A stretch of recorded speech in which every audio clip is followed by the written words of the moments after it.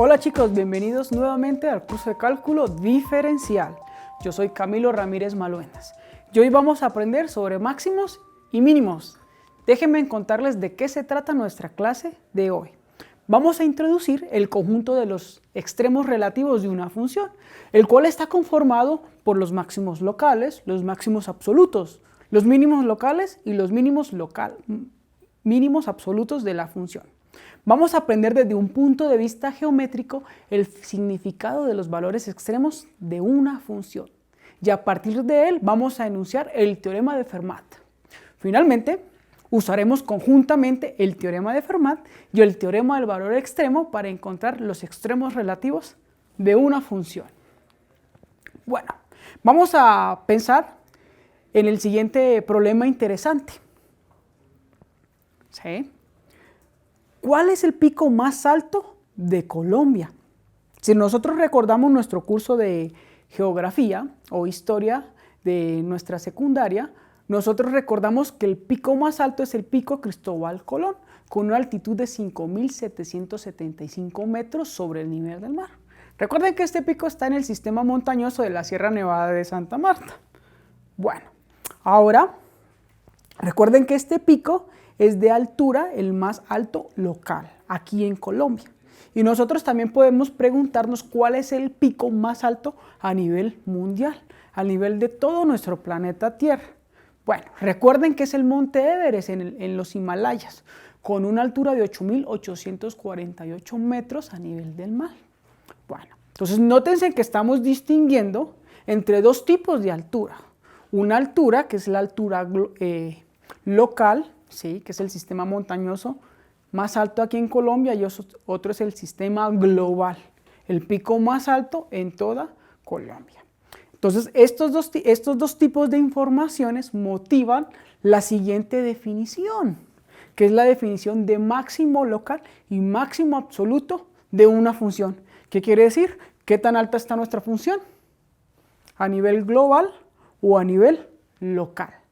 Bueno, grosso modo, vamos a decir que una función tiene un máximo local, también se le suele llamar un máximo relativo en un número c.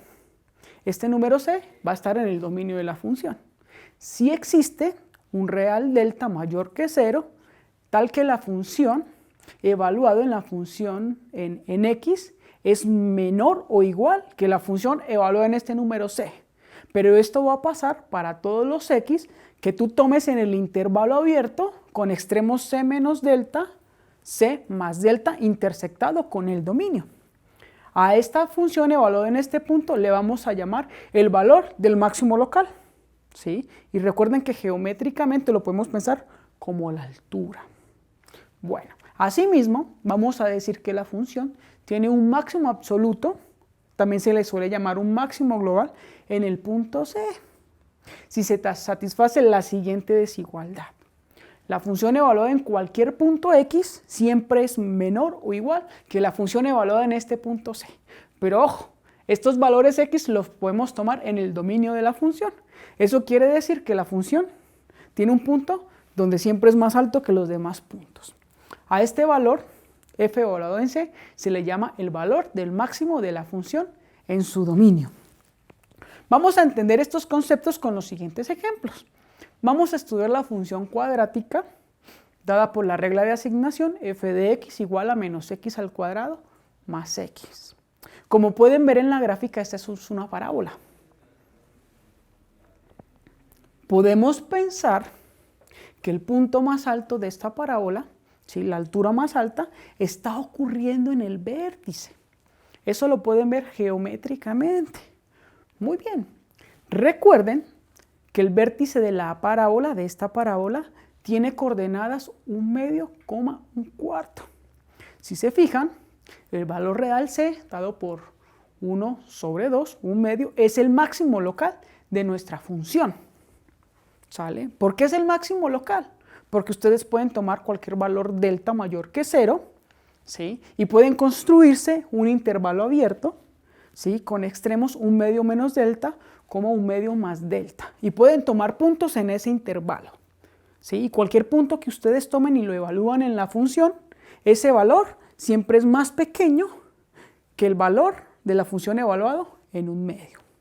¿Sale? Eso dice que nuestro punto 1/2 es un máximo local. Aún más, este punto también es un máximo absoluto. ¿A qué me refiero que sea un máximo absoluto? Ustedes tómense cualquier punto en el dominio de la función. Recuerden que en esta es una función cuadrática, es una función polinomial. Nuestro dominio son los números reales.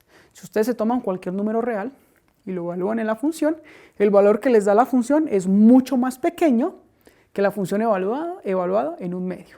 Quiere decir que la altura en el punto 1/2 es más alta que cualquier altura de la función evaluada en cualquier otro punto. ¿Sale? Bueno, vamos a examinar el siguiente ejemplo. Vamos a estudiar los máximos de la función coseno de x. Geométricamente podemos ver en la diapositiva la gráfica de nuestra función. ¿Sí? La podemos pensar como un resorte que estamos estirando, pero ese resorte está creciendo de manera infinita para dos lados. Geométricamente creo que se pueden dar cuenta que hay muchos máximos locales, una cantidad infinita. ¿Cómo son esos máximos locales? Son de la forma 2πn, donde n lo pueden tomar en los números naturales. ¿Sale? ¿Por qué estos son unos máximos locales? Porque si ustedes definen un intervalo de manera astuta, ¿sí? ¿Cómo es de manera astuta? Fijan primero un delta mayor que 0. ¿Sí? Y con ese delta fijan el intervalo cuyos extremos están dados de la forma 2πn menos delta, 2πn más delta, y si se toman puntos en ese intervalo y evalúan en la función, ¿sale? Geométricamente van a tener alturas, pero esa altura que tienen es mucho más pequeña o igual que la función evaluada en los CNs, que recuerden que es 1. Muy bien, de manera análoga podemos razonar pensando que estos puntos que hemos definido de la forma 2πn con n los enteras son máximos absolutos. ¿Sale? ¿A qué me refiero que son máximos absolutos? Si ustedes fijan un punto Cn de estos que tienen y toman cualquier número real, ¿sí? Y calculan sus imágenes, ¿sí? Cuando evalúen el coseno en 2πn siempre les va a dar 1. Y cuando evalúan la función, que es el coseno de x en cualquier otro punto, la altura que van a obtener es mayor o igual a 1. Eso quiere decir que la función coseno tiene una cantidad infinita de máximos locales y máximos absolutos. Vamos a ver otro ejemplo. Vamos a estudiar la función exponencial e a la 2x. Pueden verla en la diapositiva. Ahí está la representación geométrica o la gráfica de esta función. Como ustedes pueden observar, parece que esta función no tiene máximos.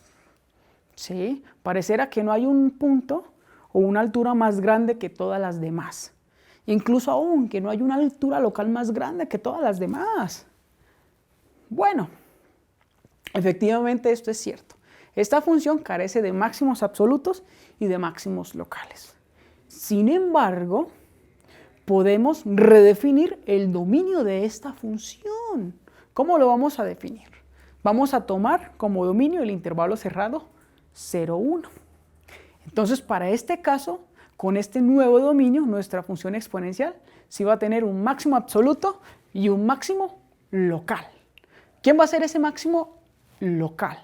Pues va a ser simplemente tomar la función y evaluarla en el punto 1. Y vamos a obtener de altura e a la 2.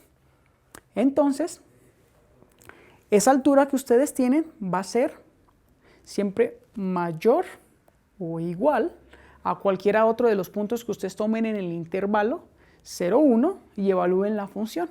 Es decir, que e a la 2x es menor o igual que e a la 2. ¿Sale?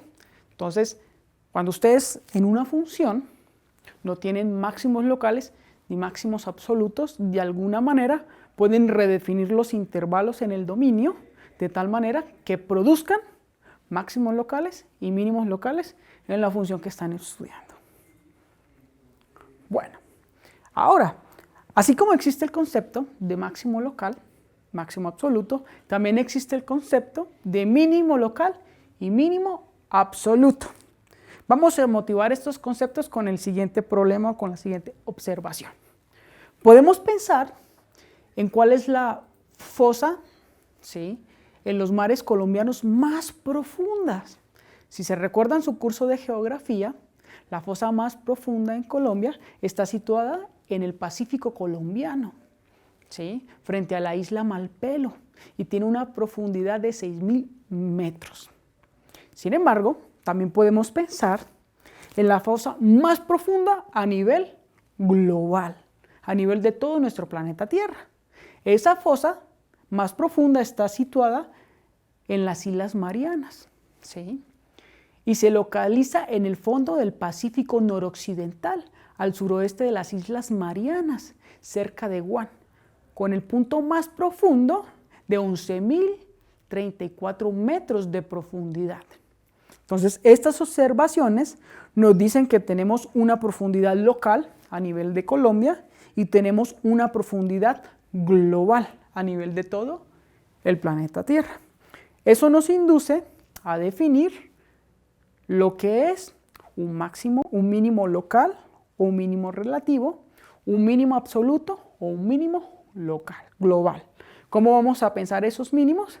Es qué tanto la gráfica geométricamente se nos va de profundidad con respecto al eje Y. Más concretamente, vamos a decir que la función f tiene un mínimo local o un mínimo relativo en el número c. Si existe un valor real, delta mayor que 0, tal que la función evaluada en c, ese valor siempre es más pequeño o igual que la función evaluada en x. ¿Dónde vas a tomar x? En el intervalo abierto con extremos c menos delta, c más delta intersectado con el dominio de la función. Entonces, la función evaluada en este punto c, en este caso, lo vamos a llamar el valor del mínimo local. Asimismo, vamos a decir que la función tiene un mínimo absoluto o un mínimo global en el punto c, si resulta que esa profundidad o esa función evaluada en el punto c siempre es mayor que la función evaluada en cualquier punto que está sobre el dominio de la función.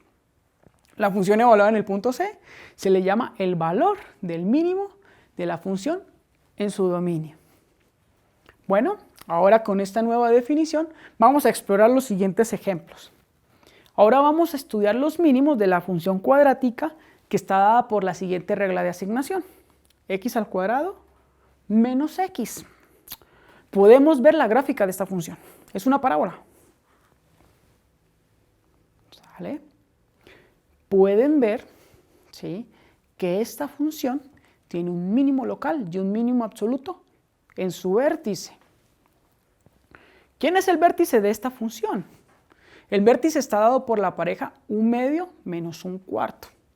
Entonces, vamos a ver formalmente de que efectivamente el punto 1/2 es un mínimo local y un mínimo absoluto.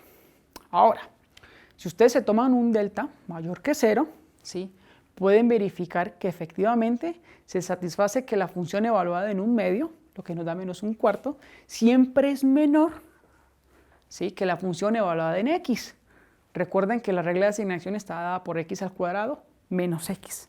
Y ese se cumple para cualquier punto que ustedes tomen en el intervalo abierto con extremos 1/2 menos delta, 1/2 más delta. Asimismo, podemos decir que el punto 1/2 corresponde a un mínimo absoluto. ¿Qué quiere decir? Que la función evaluada en 1/2 siempre es menor o igual que la función evaluada en cualquier punto que está sobre su dominio. Muy bien, ahora vamos a estudiar los mínimos de la función seno de x. En la diapositiva pueden ver la gráfica de esta función. Se parece mucho a la función del seno. Piensen como un resorte infinito que se estira hacia ambos lados. Geométricamente, observando la gráfica, ustedes se pueden dar cuenta que la función seno tiene una cantidad infinita de mínimos locales y de mínimos absolutos. ¿Cómo vienen dados estos mínimos? Bueno, pues son los puntos Cn de la forma 3pi medios más 2πn, donde n son números enteros. ¿Por qué son mínimos absolutos? Porque ustedes pueden fijar cualquier delta positivo, ¿sí?, Con ese delta se satisface la siguiente desigualdad. Cuando evalúen el seno en x, ¿sí?, ese valor siempre es menor o igual que el seno de 3pi medios más 2pi n, que equivale a menos 1. Pero ¿dónde están tomando los puntos x donde están evaluando la función seno? Lo están tomando en el siguiente intervalo abierto, el que tiene extremos 3pi medios más 2pi menos delta, 3pi medios más 2pi más delta. ¿Sale? Muy bien. Asimismo, pueden decir que estos puntos Cn son mínimos absolutos. ¿Por qué? Porque cuando ustedes se toman cualquier punto en el dominio de la función, ¿sí?, y lo evalúan en la función seno de x, este objeto, ¿sí?, siempre va a ser mucho más grande que el seno de 3pi medios más 2pi n, que es igual a menos 1. Ahora vamos a estudiar un sexto ejemplo. Vamos a estudiar los mínimos de la función exponencial e a la 2x. Anteriormente vimos que esta función no tiene máximos locales ni máximos globales. Pues efectivamente, como pueden ver en la gráfica, esta función también carece de mínimos locales y de mínimos globales. Sin embargo, nosotros podemos redefinir el dominio de esta función. ¿Cómo lo vamos a redefinir? Vamos a tomar el intervalo cerrado 0, 1, ¿sí?, y vamos a pensar solamente en este intervalo como el dominio de la función.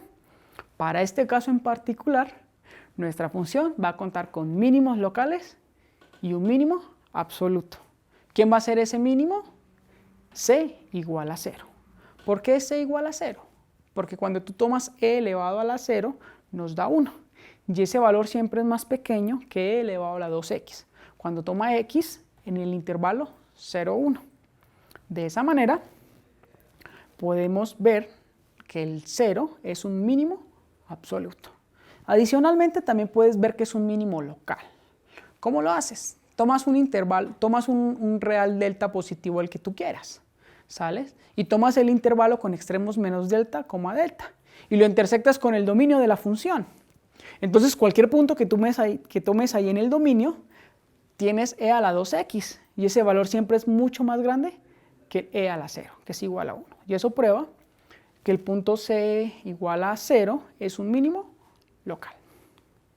Bueno, el conjunto de los mínimos locales, mínimos absolutos, máximos locales, máximos absolutos, el conjunto de todos esos valores se le llaman los valores extremos de nuestra función f. Ahora nuestro problema consiste, oye, yo te doy una función, ¿sí? ¿Cómo encuentras los extremos relativos de esa función? Nos gustaría contar con una herramienta que nos facilite ese trabajo. Muy bien, vamos a entender geométricamente qué significa tener extremos relativos. Entonces, fijemos una función, ¿sale? Miremos la que está en la diapositiva. Tenemos ahí nuestra gráfica de la función, ¿sale? Ahí tenemos nuestra curva. Entonces, fíjense que los puntos más altos de nuestra función serían nuestros máximos locales o máximos absolutos, ¿sí? Los puntos más bajos, más profundos con respecto del eje X, serían nuestros mínimos locales o mínimos absolutos. Geométricamente, ¿qué pasa en esos puntos cuando trazamos la recta tangente? Pues resulta que es perpendicular al eje X.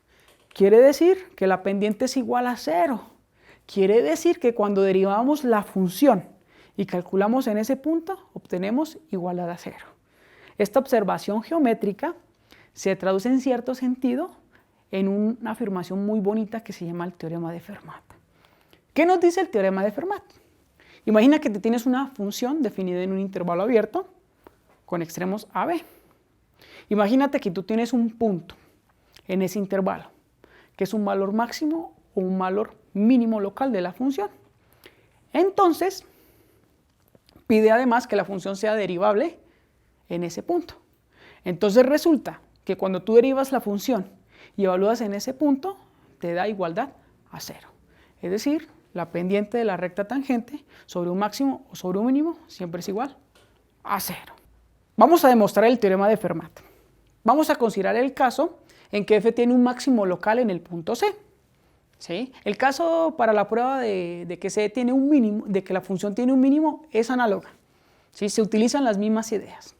Bueno, entonces vamos a considerar un valor h, ¿sí? Un número cualquiera, de tal manera que C más h esté en nuestro intervalo abierto AB. Entonces, como C es un máximo, se tiene que la función evaluada en C es mayor o igual que la función evaluada en C más h. ¿Sí? Pues recuérdense que f tiene un máximo local en C que está en el intervalo AB. ¿Sale? Ahora, de esta desigualdad vamos a restar de ambos lados, ¿sí? La función evaluada en C. Entonces tenemos que la función evaluada en C más h menos la función evaluada en C es menor o igual que 0. Ahora vamos a considerar un valor h mayor que 0. Y la anterior desigualdad la vamos a dividir entre h. Entonces recuérdense que cuando una desigualdad la dividimos entre un número real positivo, ¿sí? El sentido de nuestra desigualdad no cambia.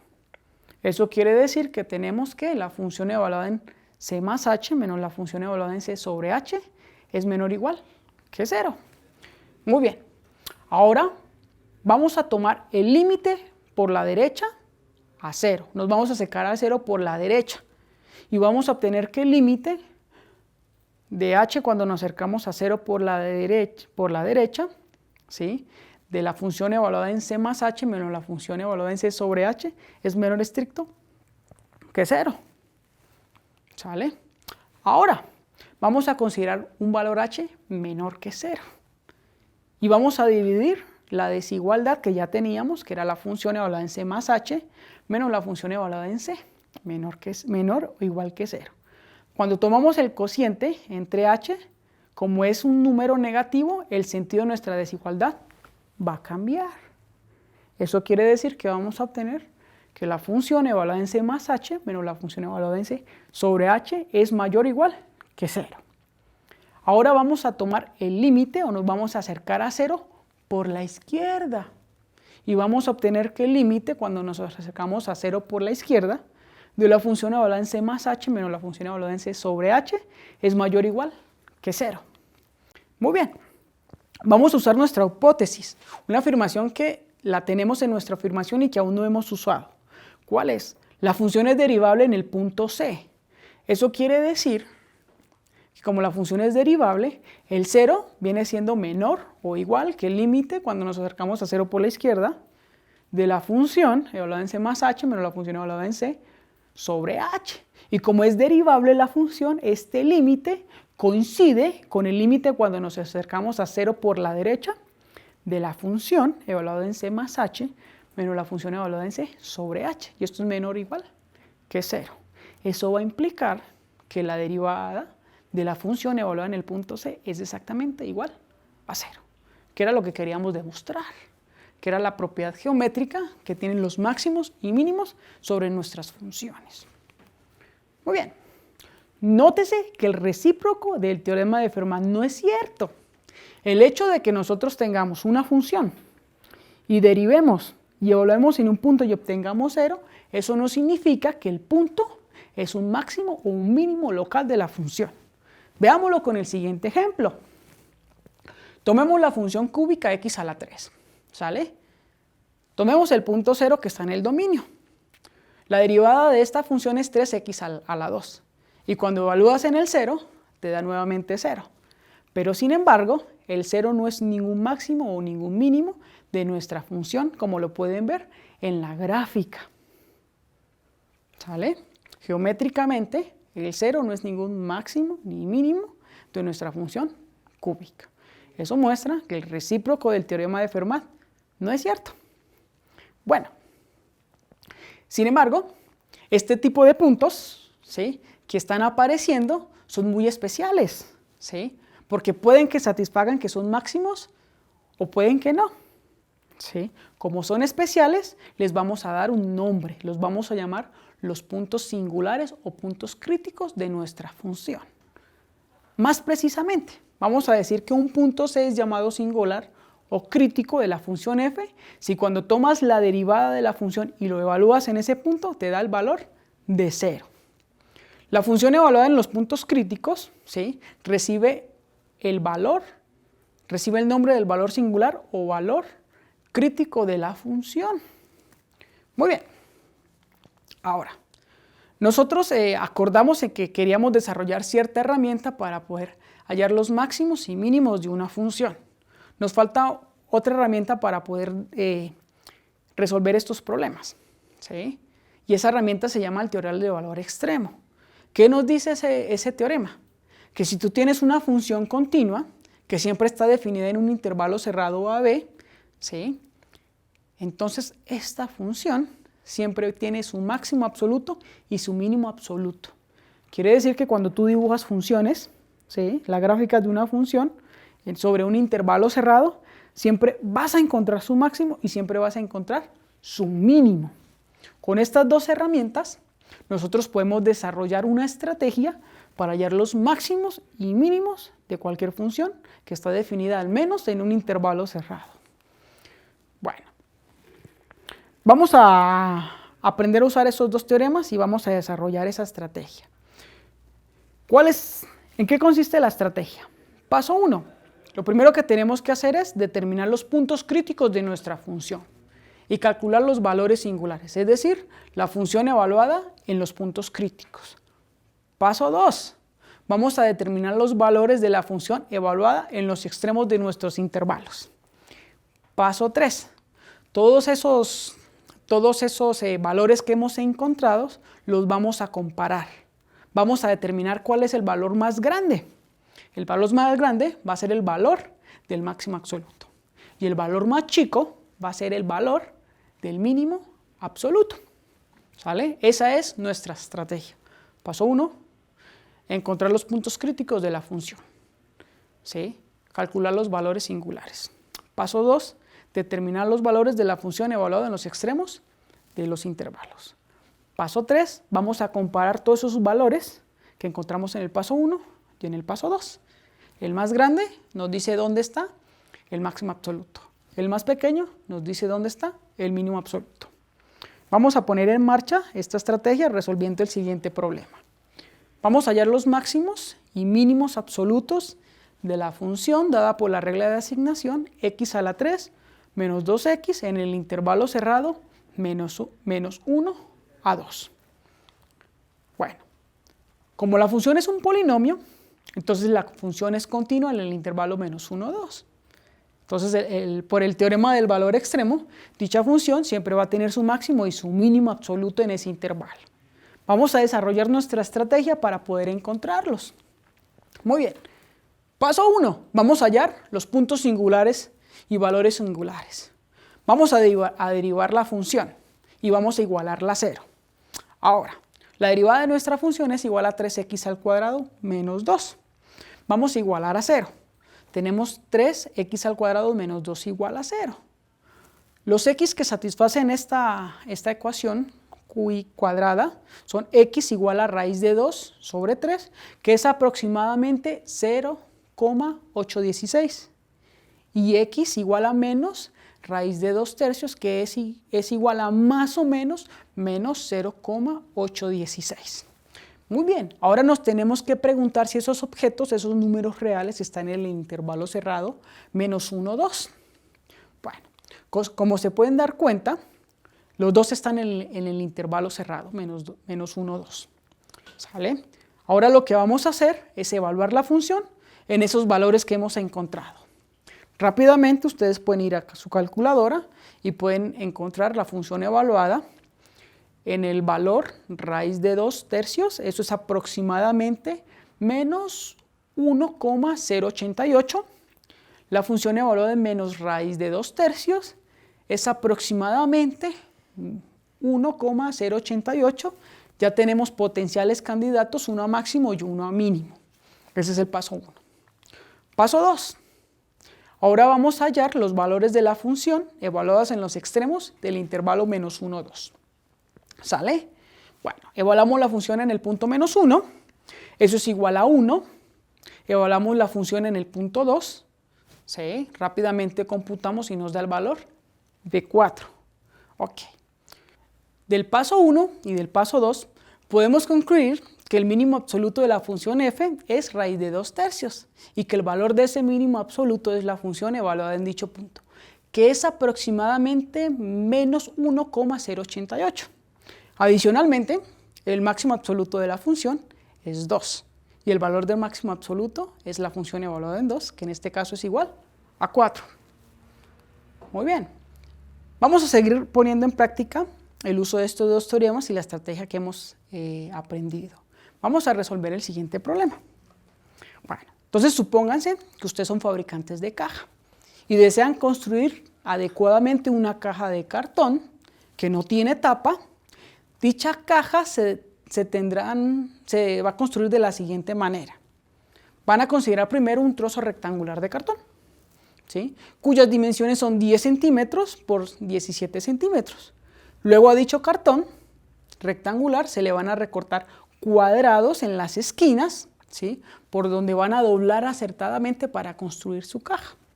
Entonces la pregunta es, ¿cuál es la longitud del lado de los cuadrados que se deben recortar de modo que la caja tenga el mayor volumen posible? Vamos a entender este problema de manera geométrica. Muy bien, tomemos el pedazo de cartón rectangular, ¿sí?, que tiene de dimensión 10 centímetros por 17 centímetros, como están viendo en la diapositiva.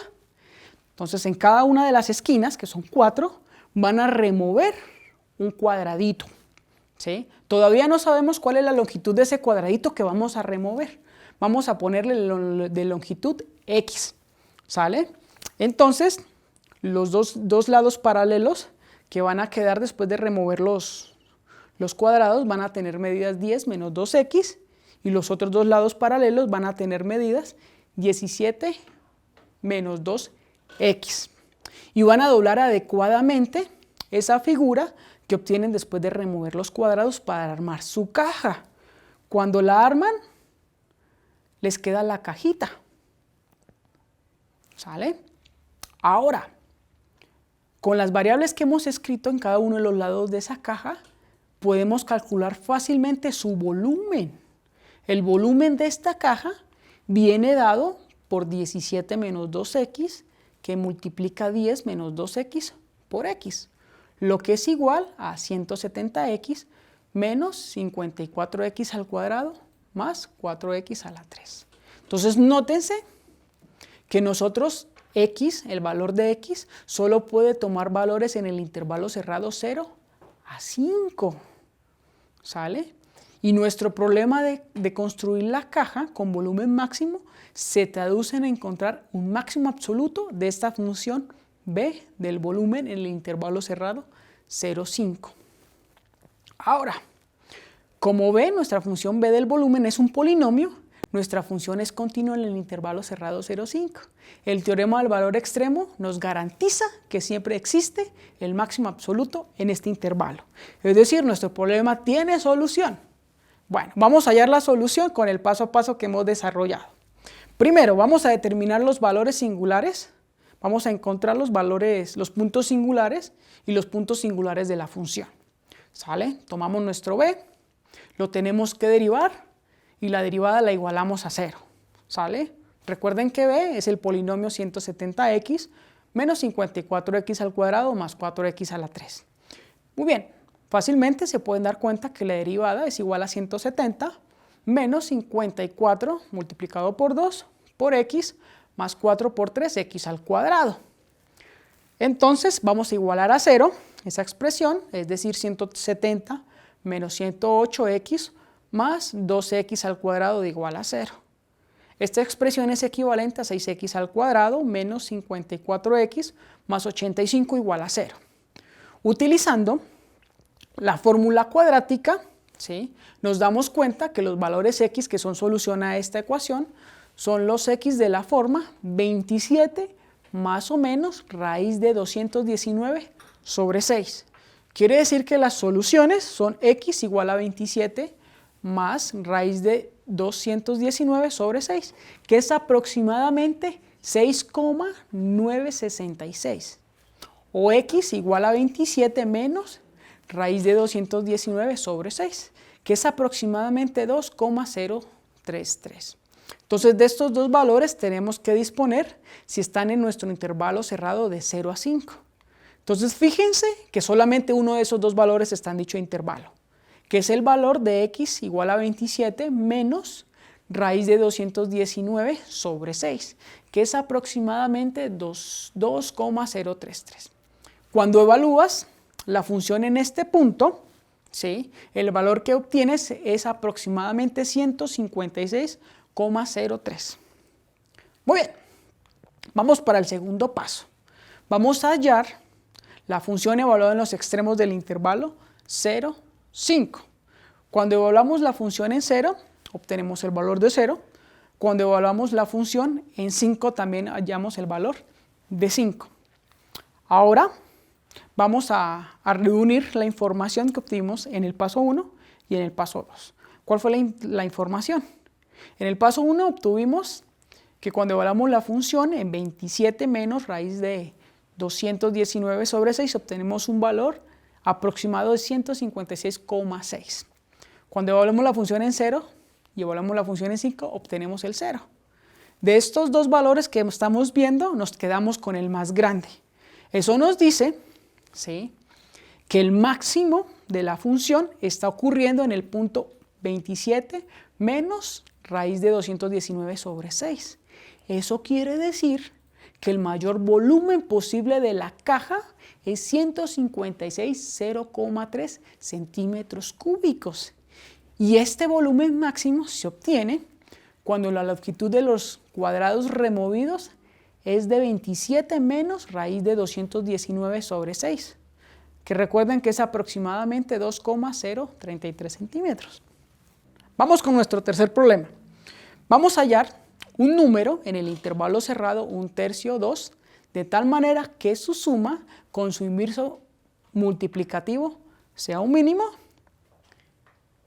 y un máximo. ¿Sale? Bueno, entonces lo primero que tenemos que hacer es tratar de plantear una función. Muy bien. Entonces, si x es un número real en el intervalo 1/3, 2, su inverso multiplicativo está dado por 1 sobre x. Entonces, la suma de estos dos números lo podemos escribir como la función f de x igual a x más 1 sobre x, lo que es igual a x más x a la menos 1. Y esta función va a estar definida en el intervalo cerrado 1/3, 2. Ese sería su dominio. Entonces, nuestro problema se va a traducir en encontrar los máximos y mínimos de esta función en dicho intervalo. Afortunadamente, el teorema del valor extremo nos asegura que la función siempre tiene su máximo y su mínimo en ese intervalo. Entonces, vamos a desarrollar el paso a paso que hemos aprendido para encontrar estos objetos. Paso 1. Vamos a hallar los puntos singulares y los valores singulares de la función. ¿Sale? ¿Cómo los encontramos? Derivamos la función. Tenemos que derivar x más 1 sobre x y igualar a 0. La derivada de este objeto es igual a 1 menos x a la menos 2. Igualamos a 0. Entonces nos queda 1 menos x a la menos 2 igual a 0, lo que es equivalente a x al cuadrado igual a 1. Las soluciones de este polinomio son x igual a 1 y x igual a menos 1. ¿Sí? De los valores reales x igual a 1 y x igual a menos 1, solo el 1 pertenece al intervalo cerrado 1/3, 2. Así que es el único potencial candidato punto singular de nuestra función, que puede ser máximo o puede ser mínimo. ¿Sale? Ahora, ¿cuál es el valor de ese punto singular? Tomamos la función y evaluamos en ese punto, que es 1. Tenemos que calcular f de 1, lo que es igual a 2. Vamos a realizar el paso 2. Vamos a hallar el valor de la función evaluada en cada uno de los extremos del intervalo, es decir, la función evaluada en 1/3 y la función evaluada en 2. Estos valores corresponden a 10/3, que es la función evaluada en 1/3, y la función evaluada en 2 es igual a 5/2. Paso 3. Vamos a recolectar toda esta información. Bueno, resumiendo, la función evaluada en 1 es igual a 2. ¿Sí? Recuerden que 1 es un punto singular o un punto crítico. La función evaluada en 1/3 es igual a 10/3. ¿Sí? Ese es un extremo de nuestro intervalo. La función evaluada en 2 es igual a 5/2. Recuerden que el 2 es el otro extremo de nuestro intervalo. Viendo estos valores, ¿sí?, nos quedamos con el más grande. El más grande va a ser nuestro máximo absoluto, el valor más pequeño va a ser nuestro mínimo absoluto. Entonces podemos concluir que el mínimo absoluto de la función en este intervalo es el 1. ¿Sí? Y el valor de ese mínimo absoluto es la función evaluada en 1, cuyo valor es igual a 2. Asimismo, el máximo absoluto de la función en este intervalo es 1/3. Y el valor de este mínimo absoluto es igual a la función evaluada de 1/3, que corresponde a 10/3. Muy bien, chicos, recuerden que el día de hoy hemos hablado de los máximos y mínimos de la función. Introdujimos el conjunto de los extremos relativos de una función, el cual está conformado por máximos absolutos, mínimos locales, máximos locales, mínimos absolutos. Aprendimos desde un punto de vista geométrico el significado de los valores extremos de una función y a partir de él enunciamos el teorema de Fermat.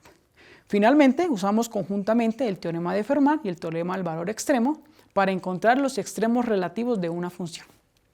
Bueno, chicos, sigan practicando. Nos vemos en nuestra próxima sesión. Les deseo un excelente día. Bye, bye. Adiós, adiós.